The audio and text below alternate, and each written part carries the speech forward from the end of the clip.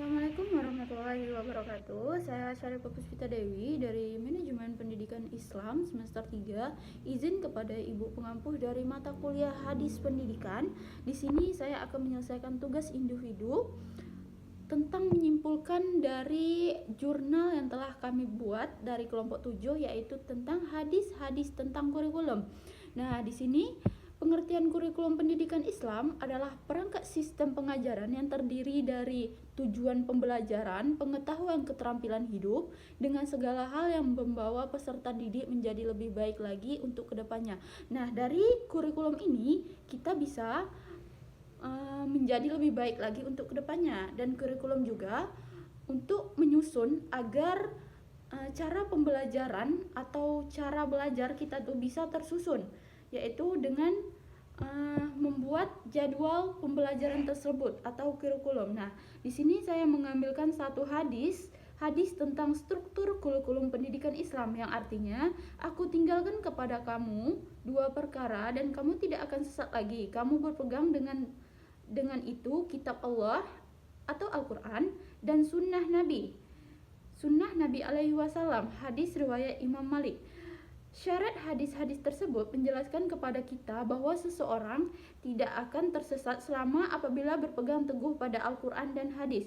Orang yang tidak berpegang teguh pada keduanya berarti tergolong dalam kategori orang yang sesat. Nah, di sini kita bisa mengambil pembelajaran dari Al-Quran atau hadis untuk menyusun kurikulum untuk menata hidup. Karena ini hadis. Jika hadis itu udah nyata dari Rasulullah Shallallahu Alaihi Wasallam. Nah, di sini kesimpulan landasan di sini terbagi ada landasan kurikulum pendidikan. Kurikulum pendidikan Islam harus dibangun berdasarkan beberapa landasan yang saling melengkapi. Di sini terbagi 4 landasan yang bisa kita ambil. Landasan religius atau agama. Kurikulum harus berakar pada nilai-nilai ilmiah untuk membantu peserta didik membina iman yang kuat, berakhlak mulia, dan memperoleh ilmu yang bermanfaat baik di dunia maupun di akhirat. Nah, di sini kita tidak cuma untuk mencari ilmu dari dunia, juga kita untuk ilmu di akhirat nanti. Seperti mendalami ilmu agama, yaitu yang pokok-pokok seperti fikih, tentang sholat gitu. Yaitu 2, landasan filsafah. Filosofi pendidikan memberikan arah dan tujuan, memastikan kurikulum mengandung kebenaran terutama dalam nilai-nilai yang diyakini sebagai pandangan hidup. Nah, di sini sebagai filsafat kita harus bisa mengambil mana yang betul-betul asli atau hanya dikarang oleh seseorang dalam ilmunya.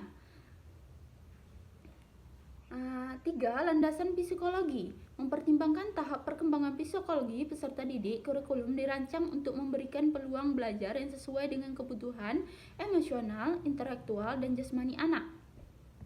4, landasan sosiologi. Kurikulum diharapkan berkontribusi dalam proses sosial, membantu peserta didik menyesuaikan diri dengan lingkungan, dan meningkatkan produktivitas serta partisipasi mereka dalam membangun masyarakat dan bangsa. Nah, di sini sosiologi, kita juga harus bisa menyesuaikan diri di dalam lingkungan. Jangan hanya memfokuskan dengan ego kita sendiri, gitu. Dengan menginteraksi keempat landasan ini, kurikulum pendidikan Islam dapat menciptakan generasi yang tidak hanya berpengetahuan tetapi juga berakhlak yang berkontribusi positif dan dalam masyarakat. Nah, di sini kurikulum bisa kita ambil kesimpulannya bahwa kurikulum itu suatu pembelajaran yang telah tersusun, dan kurikulum itu menyesuaikan fisiologi, filsafat, psikologi, dan sosiologi. Baiklah, terima kasih kepada Ibu. Mungkin hanya itu kesimpulan yang bisa saya simpulkan dari jurnal kelompok 7. Saya kembalikan kepada Ibu. Assalamualaikum warahmatullahi wabarakatuh.